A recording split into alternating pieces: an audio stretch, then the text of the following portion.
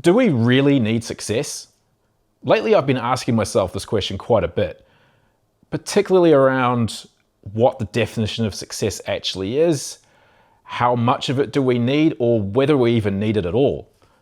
And I ask this not because I think success is necessarily bad, but because as I get older, I've realized that I don't actually know where my definition of success actually came from. And when I think about it even more, I'm not so sure that many of us can actually define success at an individual level.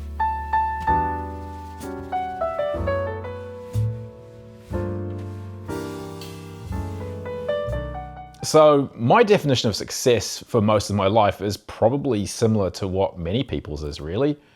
It's been set by expectations from school, from general society all around you, from family members, from friends.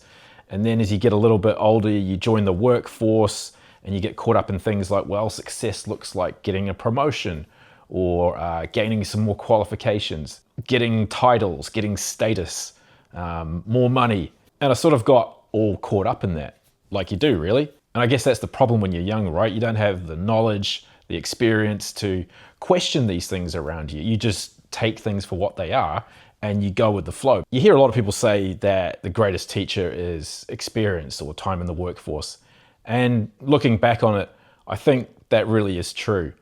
I started working when I was about 16, 17, like formally. It didn't take very long for me to start seeing, I guess you could call them little cracks appearing in your sort of worldview of what success looks like. I think one of the most influential lessons I learned was when I was in my early 20s. I was teaching English in South Korea and I was sitting down with a friend of mine, also from New Zealand. He was quite a bit older than me. He was already in his mid or late 30s. We're having a drink and he's telling me about what he invests in. And at that point, I think I was only 22 or 23 years old. I had no concept of investing. And he's telling me all about these things called mutual funds and how he's gonna come out on top, basically earn a bunch of money for nothing. And a very small crack sort of appeared in my sort of notion of what success is. But being only, I think, 22 years old at the time, I went back to my usual business of trying to chase girls and going out drinking. I think another crack that started to appear in my whole worldview was this notion of hard work and just keep going at it for long hours was somehow virtuous and would create success. Very early on in my working life, I worked in some quite stressful environments doing some pretty long hours, and especially while I was living and working in Japan. As many of you know, Japan is famous for its work culture. A very strict, very hard-working work culture, that is. I promise not to dive too deep into a whole video about Japanese life and Japanese culture, but I will say this about my experience living in Japan. It felt like to me a lot of Japanese society is really controlled and run on peer pressure. Basically what you've got is this crazy situation in a lot of Japanese workplaces where people are too afraid to be the first person to get up and go home at, say, 5 or 6 o'clock in the evening.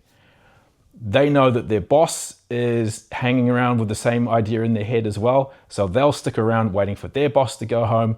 Your boss is waiting for his boss to go home, etc., etc. It's a really crazy environment and certainly not a very healthy one. It's not just foreigners living in Japan who don't like it. When I did get the chance to talk to Japanese people a bit and they would kind of open up a little bit, they were just as unhappy about the whole situation as I was or anyone else would be. But anyway, I saw a lot of hard work going on, actually just a lot of hours sitting around the office, but not a lot of success. I mean, salaries in Japan haven't really improved that much in the last 30, 40 years. So that was a huge question mark that was often coming up in my thoughts.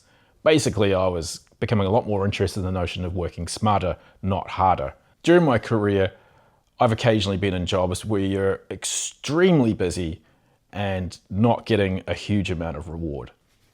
And I think we can all relate to that. And also I've seen friends, colleagues, family members burn out over stress at work. On paper, they were successful. They had lots and lots of money, lots of company perks, nice salary, a good job title, that sort of thing. But burnout's a real thing. And it wasn't until a couple of years ago that I realized this for myself.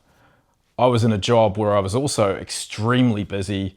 Our team was being cut and just more and more work was being piled on. And I foolishly thought that if I could somehow rise above all this pressure and get all this work done, that I'd get some form of recognition, some sort of reward, maybe a promotion, maybe a little bit more money.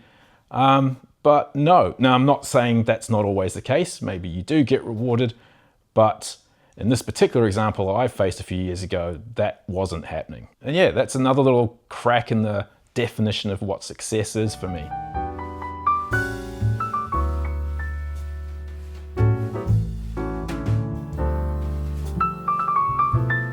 Until now, I've talked about things that would shake up your definition of what success means to you quite obviously. Things like working too many hours, stress, chasing titles, chasing status, that sort of thing. But there's one other thing I learned that really, really surprised me. And it happened a few years ago.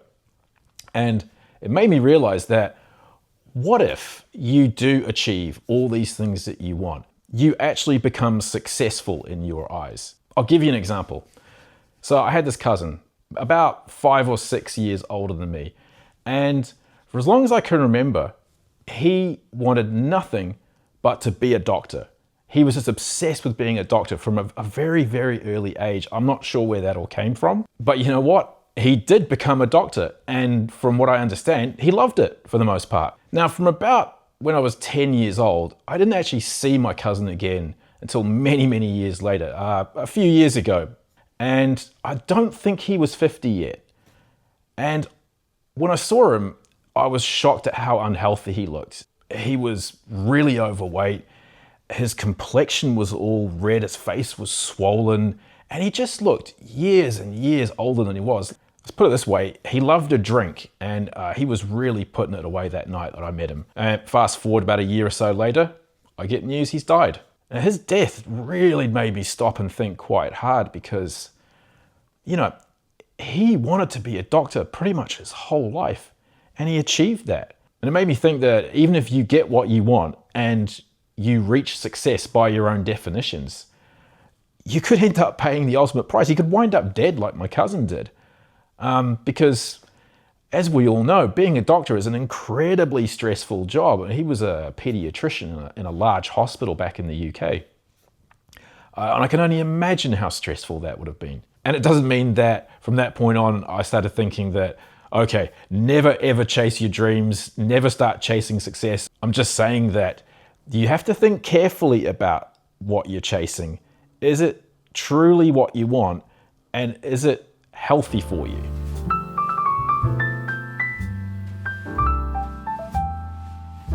I guess age does have some benefits, especially as I get deeper into my journey into investing. And I've got a very focused goal this last sort of year and a half that I'm working towards, which is trying to retire as early as possible.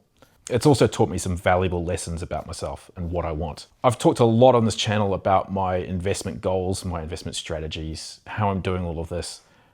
But I'd say one of the most important lessons that I've learned as I've been investing my money more seriously lately is that the more money I earn through my investments, especially passive income, it's not necessarily that amount of money I'm earning that excites me. It's the opportunities it's opening up. And that's why I called this whole channel Life with Options, because what I'm trying to achieve now is a stage in my life where I have a lot of options in front of me. When I put all of this stuff that I've talked about together and my investment journey, etc., what I've learned is that my definition of success is freedom. And it's taken me 49 years to get to that realization, but hey, better late than never. Now that I am working towards a very, very clear goal, I do feel a lot more motivated. I feel a lot more clearer in my thoughts, and I don't waste as much time as I used to chasing the things that I don't want. I don't care about status. I don't necessarily care about certain job titles or gaining certain qualifications. I certainly don't care about drinking anymore. If anybody out there is watching, have you reached your definition of success? But yeah, I'd love to hear your thoughts on the topic. Maybe drop them in the comments. I'll leave it there for now. Thanks for watching.